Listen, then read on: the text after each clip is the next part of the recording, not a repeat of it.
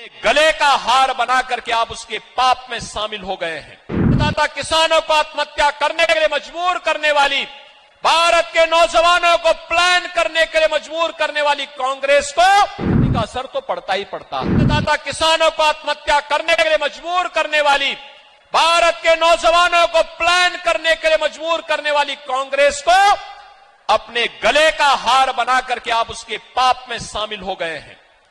और यही कारण है, देखो, संगति का असर तो पड़ता ही पड़ता है।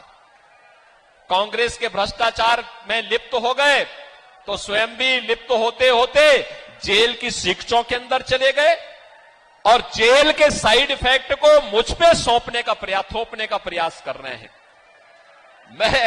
मुझ पे मत थोपिए, लेकिन एक बात मैं जरूर बोलता हूं कि दिल्ली की जनता बड़ी सुकून से थी।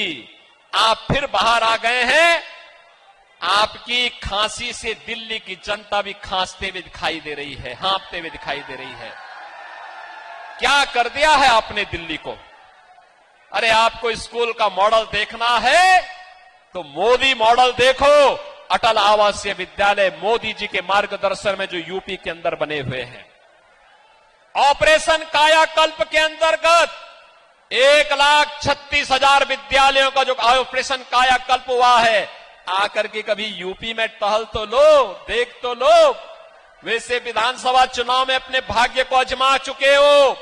उत्तर प्रदेश की जनता जनार्दन ने मोदी जी का समर्थन किया है, आपके प्रत्याशियों की जमानत जब्त करवाई है और आपको कहा है कोई आपके लिए ठिकाना यूपी के अंदर नहीं हो सकता है। और इसीलिए मैं आपसे फिर कहूंगा, आपको अन्ना हजारे के मिशन को आगे बढ़ाना चाहिए था। दिल्ली की जनता को स्वच्छ माहौल देना चाहिए था। अगर तुलना दूर मत करिए, आपने 15 वर्ष में दिल्ली को कितना नारकीय स्थिति में पहुंचा दिया है। आज दिल्ली की तुलना आप नोएडा, गाजियाबाद से ही कर लीजिए, उत्तर प्रदेश की बात तो छोड़ दीजिए। बहुत स्पष्ट नजर आएगी फर्क क्या है। और इसीलिए मैं आपसे कहूंगा, ये जेल के साइड इफेक्ट का आपको आनंद से शांत भाव के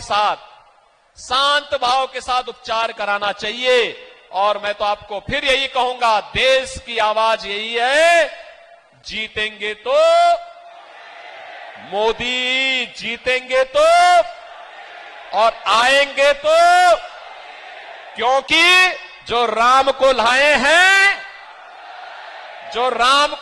हैं और फतेहपुर को तो कहना ही क्या है। राम की भक्ति ही यहां चुनाव लड़ रही है। साध्वी निरंजन ज्योति।